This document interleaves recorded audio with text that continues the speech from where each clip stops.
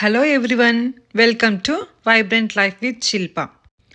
క్యాప్సికమ్తో చేసిన సాంబార్ ఎప్పుడైనా తిన్నారా? లేదా అయితే ఒక్కసారి ఈ రెసిపీని ట్రై చేసి చూడండి. మళ్ళీ మళ్ళీ చేసుకొని తింటారు, అంత బాగుంటుంది. మరి ఇంకా లేట్ చేయకుండా ప్రాసెస్లోకి వెళ్ళిపోదాం. ముందుగా ఒక 2 కప్స్ కందిపప్పు తీసుకొని వాష్ చేసుకొని పక్కన పెట్టుకోండి. ఇప్పుడు కుక్కర్లో వాష్ చేసుకున్న కందిపప్పు తీసుకొని 4 కప్పులు వాటర్ పోసుకొని 3-4 విజిల్లు వచ్చేంత వరకు బాయిల్ చేసుకోండి. పప్పు ఉడికిపోయిన తర్వాత పప్పు గుత్తితో కానీ గరిటెతో కానీ మ్యాష్ చేసుకోండి. ఇప్పుడు ఒక బౌల్లో ఒక లెమన్ సైజ్ అంత చింతపండు తీసుకొని కొద్దిగా వాటర్ పోసుకొని నానబెట్టుకోవాలి. చింతపండు నానిపోయిన తర్వాత ఇలా గుజ్జుగా చేసుకొని పెట్టుకోండి. ఇప్పుడు సాంబార్ కావాల్సిన వెజిటేబుల్స్ తీసుకొని కట్ చేసుకోవాలి. ఇక్కడ నేను ఒక ఆనియన్, ఒక టమోటా, 3 క్యాప్సికమ్ తీసుకున్నాను. క్యాప్సికమ్ ముక్కలు మరీ పెద్దవిగా ఉండకూడదు, చిన్నవిగా ఉండకూడదు, మీడియం సైజులో ఇలా కట్ చేసి పెట్టుకోండి.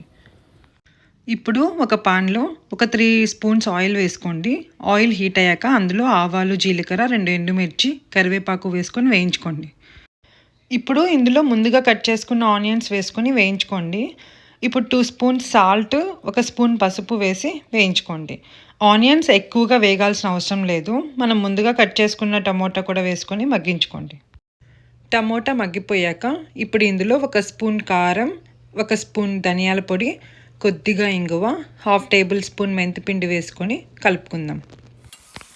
ఇప్పుడు ఇందులో మనం ముందుగా కట్ చేసి పెట్టుకున్న క్యాప్సికమ్ ముక్కల్ని కూడా వేసుకొని ఒకసారి అంతా బాగా కలుపుకొని క్యాప్సికమ్ ముక్కల్ని కూడా వేయించుకుందాం.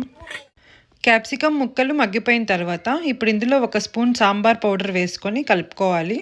మనం ముందుగా రెడీ చేసి పెట్టుకున్న చింతపండు రసం వేసుకొని ఒక 5 మినిట్స్ పాటు ఉడికించుకోండి.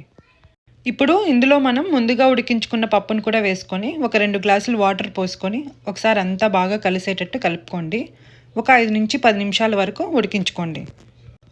ఇప్పుడు ఒకసారి క్యాప్సికమ్ ముక్కలు ఉడికాయా లేదా అని ఒకసారి చెక్ చేసుకోండి. క్యాప్సికమ్ ముక్కలు మరీ మెత్తగా అయిపోకూడదు. లాస్ట్లో ఇందులో సన్నగా తరిగిన కొత్తిమీర వేసుకొని ఒకసారి అంతా కలుపుకొని స్టవ్ ఆఫ్ చేసుకోండి. అంతే, టేస్టీగా గుమగుమలాడే సాంబార్ రెడీ అయిపోతుంది. ఇది మీరు ఒక్కసారి చేసుకున్నారంటే మీరు రెగ్యులర్గా చేసుకునే వంటకాల్లో కూడా ఈ రెసిపీని యాడ్ చేసుకుంటారు, అంత బాగుంటుంది. ఆరుష్, సాంబార్ ఎలా ఉంది?